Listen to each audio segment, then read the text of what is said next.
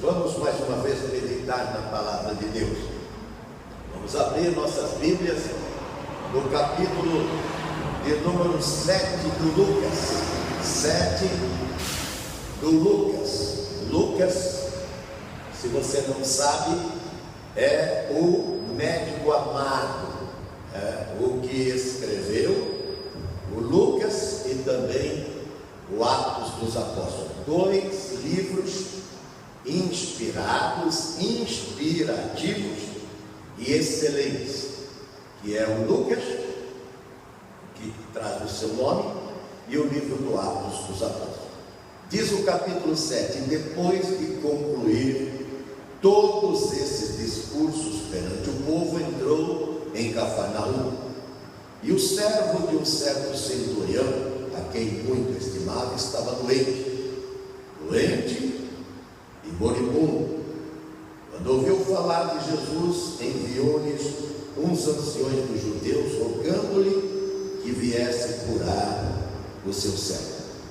E chegando eles juntos de Jesus, rogaram-lhe muito, dizendo: é digno de que lhe concedas isso, porque ama a nossa nação, e ele mesmo nos edificou a sinagoga.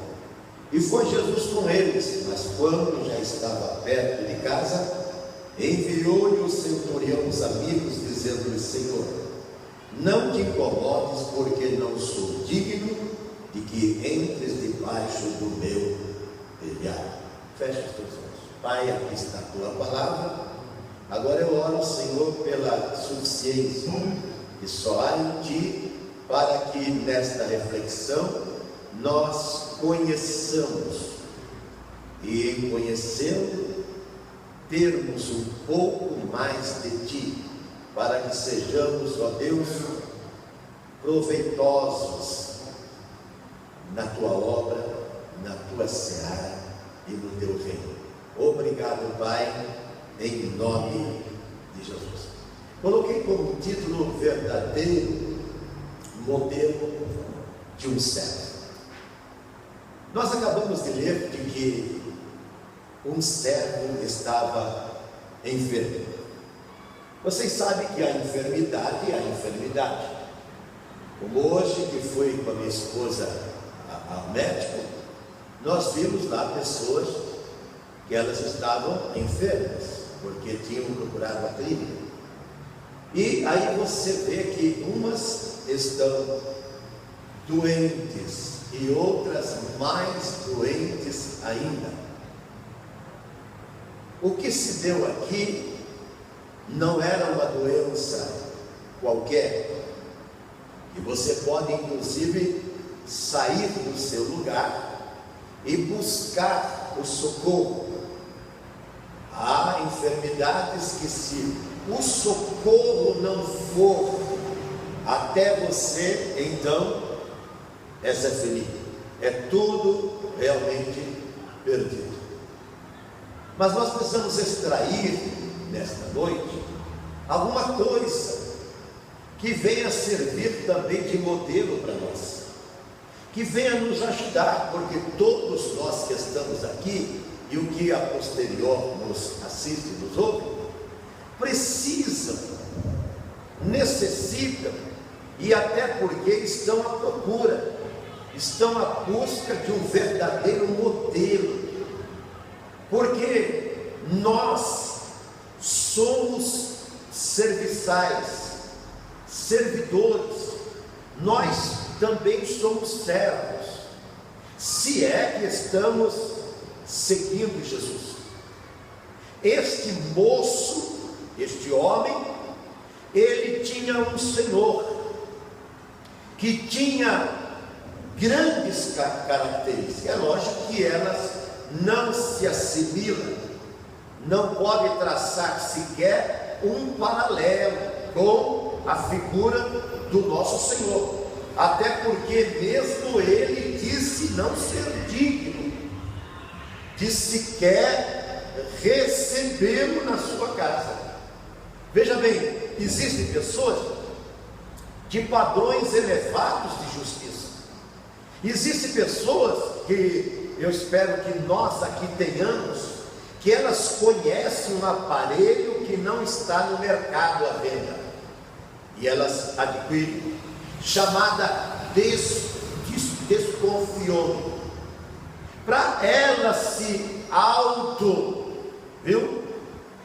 analisar, para ela fazer um apanhado, em outras palavras, mergulhar para dentro delas e conhecê-las, até porque a maioria da sociedade, elas se acham dignas, 90 e tanto lá % da sociedade, contemporânea até as passadas, elas acham-se dignas, e elas se acariciam, e dizem que não são semelhantes a outras pessoas, e elas então incorrem no...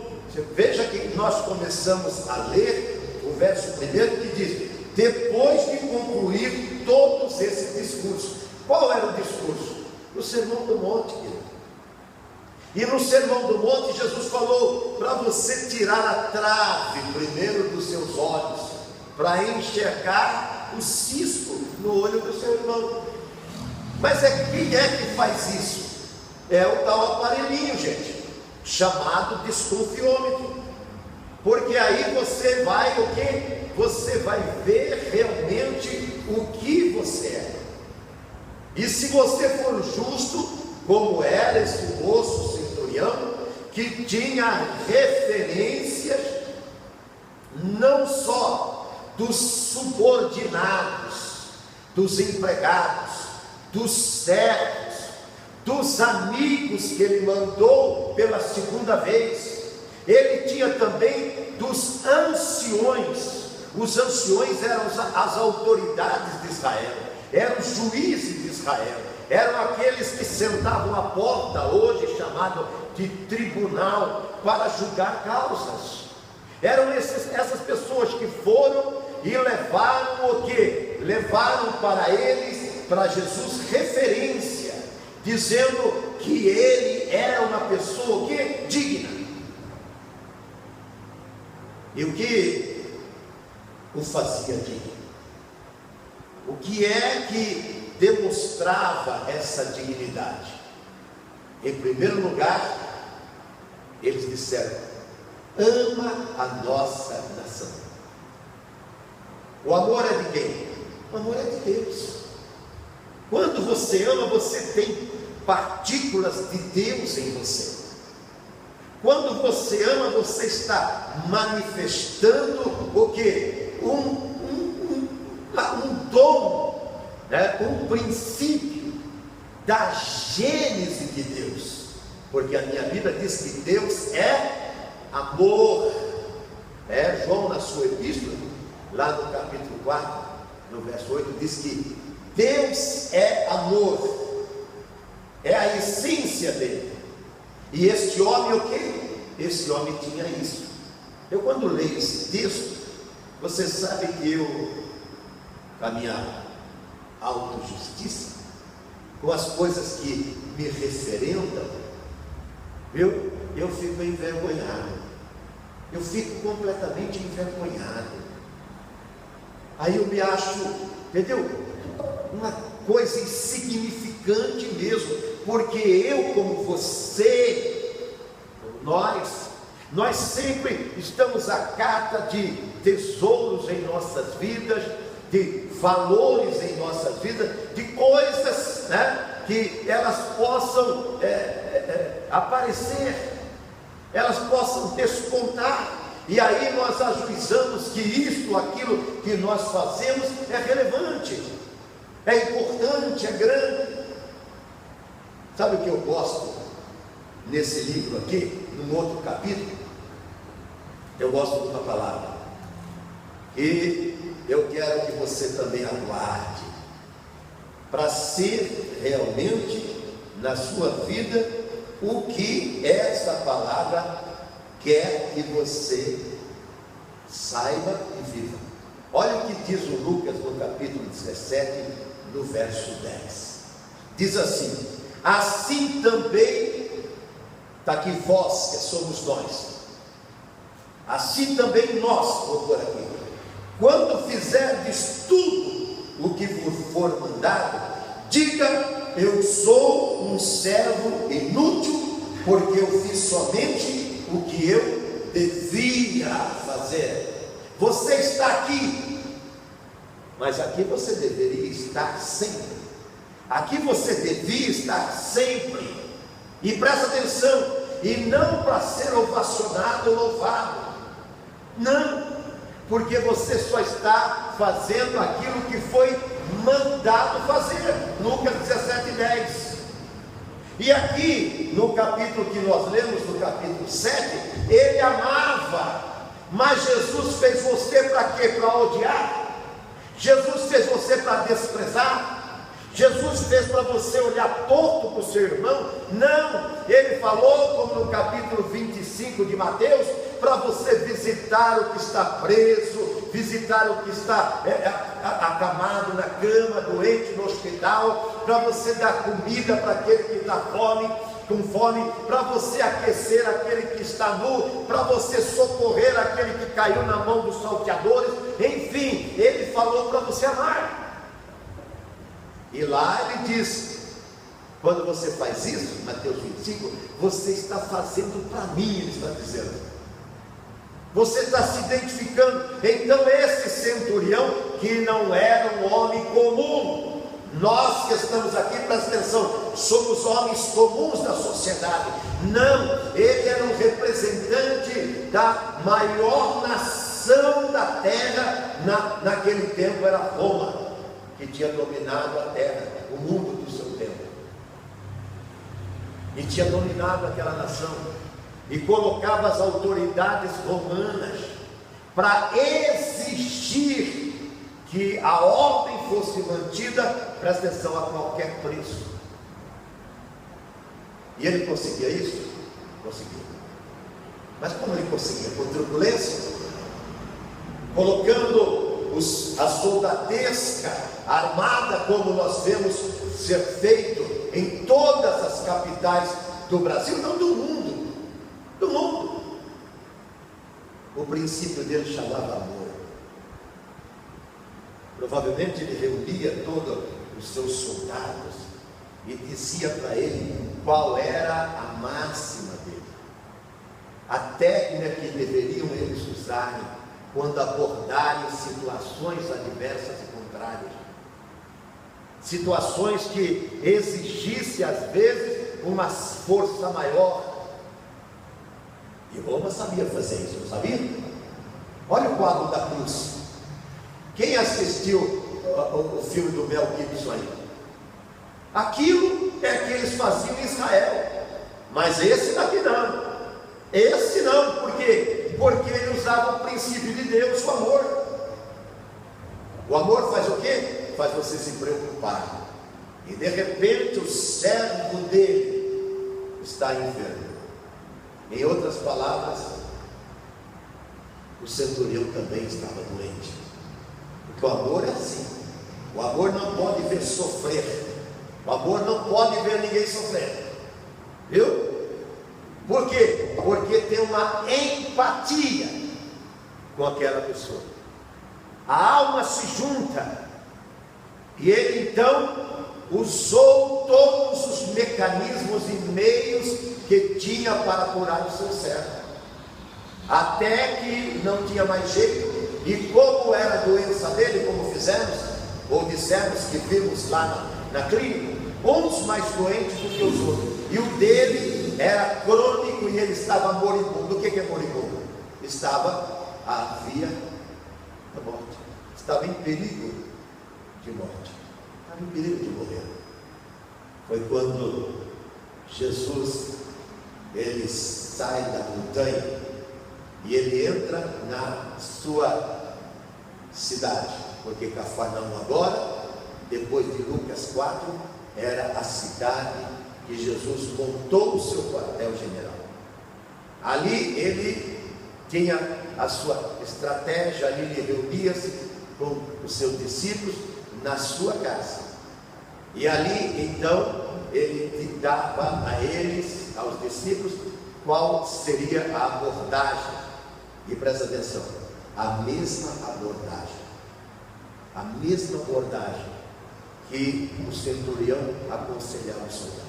Vocês se lembram quando os discípulos queriam afastar as crianças? O que Jesus fez? Não é assim não.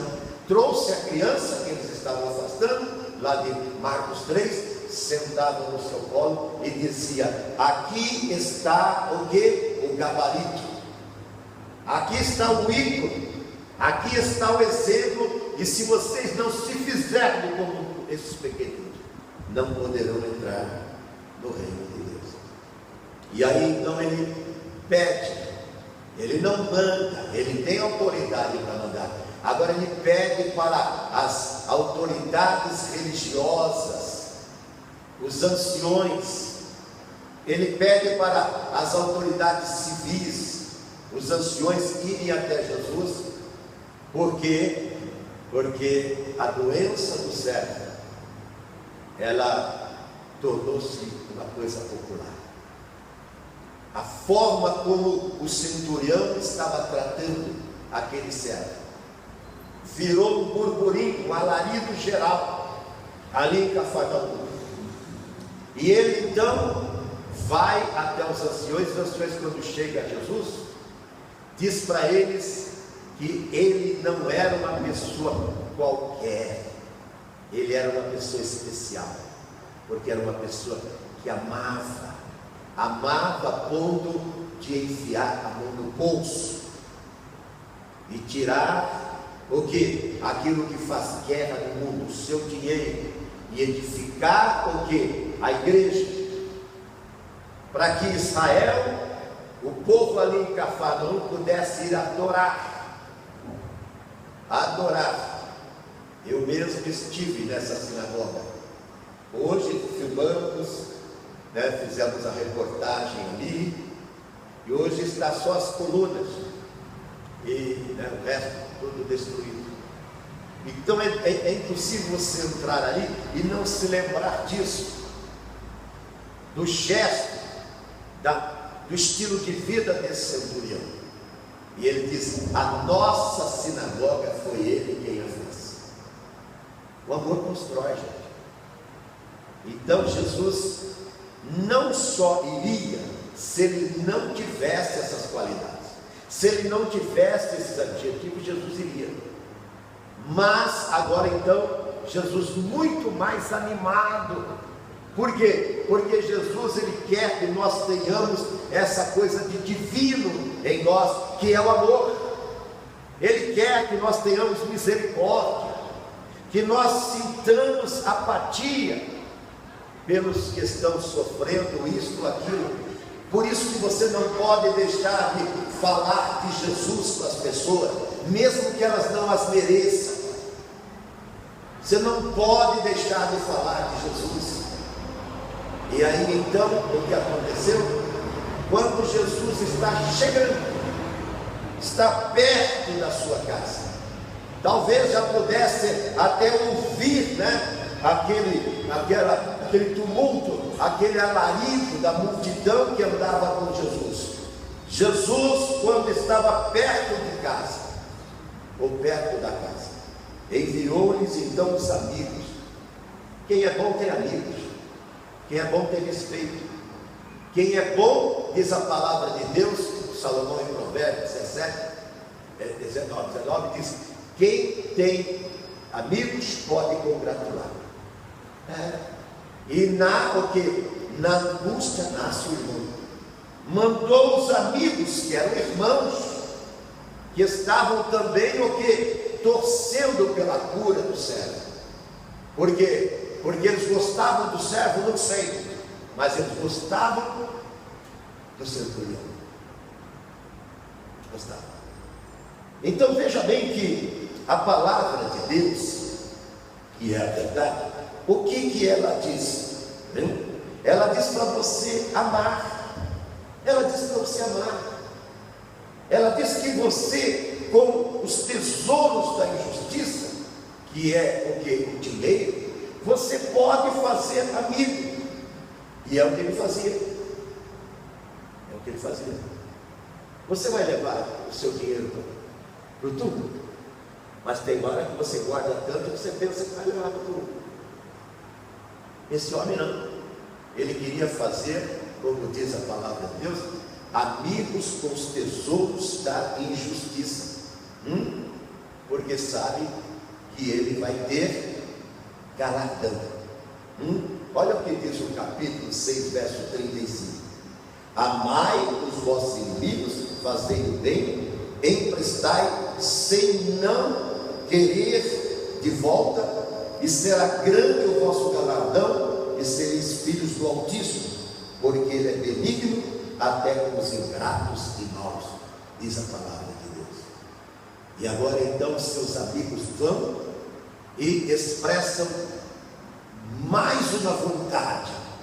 Jesus já estava feliz com a referência que tinha dele, uma pessoa que ama, e que ele, em cima deste amor, ele tem uma atitude, e ele então faz algo de bom para aqueles que ele ama, que é o que? Judeus. Ele não é judeu, ele é romano, e ele está com a autoridade do imperador sobre aquele povo, mas ele age com amor, e ele faz isso. Jesus está feliz.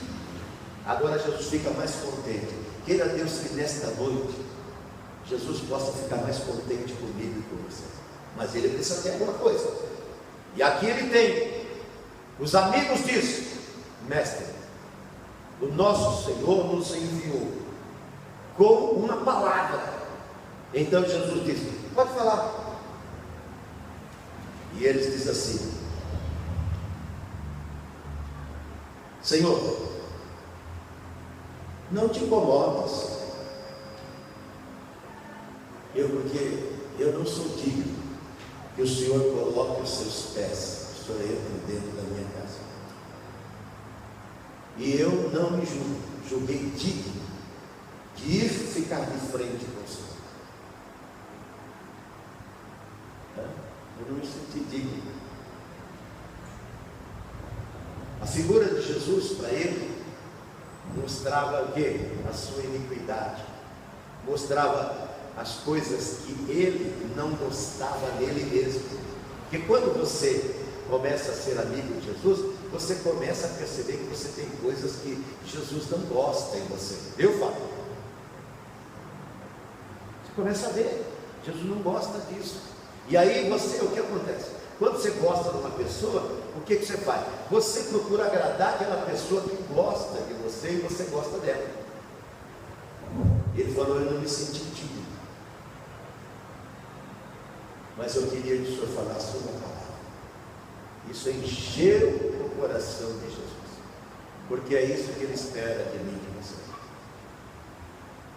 Aqui no capítulo 11, se você ouvindo essa mensagem, você acha que está difícil? Olha o que diz o capítulo 11: e aconteceu que estando ele em Jesus, a orar num certo lugar, quando acabou, lhe disse os seus discípulos: Senhor, ensina-nos a orar, como também João ensinou os seus discípulos. É a oração que faz isso. Senhor, eu quero ter um coração desse centurião, eu quero acreditar na tua palavra. Eu não quero ser desses crentes que alguma pessoa precisa pôr na minha cabeça, enrolar a língua, falar uma série de coisas que é duvidosa. Eu quero que o Senhor, quando eu abrir as Escrituras, quando eu ouvir a mensagem, a pregação que você está ouvindo agora, eu quero crer, Senhor, eu quero crer nela. E em crendo, o que vai acontecer? Vai acontecer a coisa melhor para mim, e vai acontecer as coisas melhor para aqueles que eu amo. O servo foi curado, o servo foi na mesma hora curado. É isso que Jesus quer de mim e de você. Então está aqui o modelo verdadeiro da pessoa que sabe realmente como que é adorar. E aquele servo, por servir um Senhor cheio de amor, como eu e você que servimos aquele que é o próprio amor, ele não se arrependeu. Por quê? Porque o seu Senhor foi até o fim para buscar a sua cura. Jesus também foi até o fim. A cruz é o fim, viu? Da sentença de morte. Ele foi até o fim para rasgar, como está no Colossenses 2,14, rasgar a cédula que nos era contrária. E agora, então, a morte que estava na vida daquele servo não pôde levar ele aonde a morte quer levar. Como a morte também não pode nos levar, porque Jesus morreu no nosso lugar. Fiquemos em pé e oremos. Bendito Deus, eu quero mais uma vez te adorar, pedir, Senhor, que a unção e a tua graça que o Senhor revela nesta noite às nossas vidas, ela envolva literalmente o nosso ser. Preciso, Senhor, mais e mais de ti nesta noite. Então, em nome de Jesus, ajuda a tua igreja e ajuda aqueles que do outro lado, até de outras nações, irão nos ouvir, Senhor, e ainda não servem como este servo. Ele servia o Senhor certo, e quando enfermo, o seu Senhor buscou a sua cura. Se nós servirmos ao Senhor, quando enfermo, o Senhor buscará também a nossa libertação e a nossa cura. Obrigado, Pai, no nome de Jesus. Amém?